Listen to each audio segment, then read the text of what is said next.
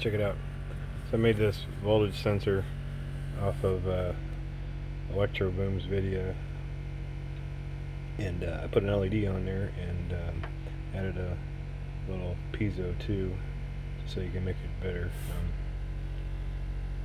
I found it works. It's the most sensitive when you have a bit of a coil, so it's more of an inductance effect, but it does do some pretty good results. So here's a power line coming in.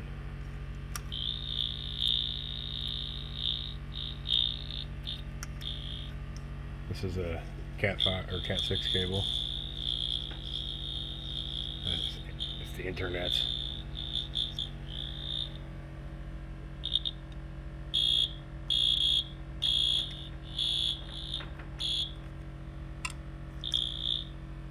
Pretty neat, huh?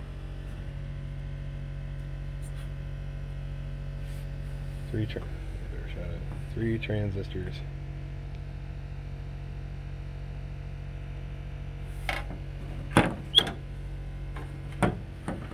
Oh, and it's got a self-test. That's bright.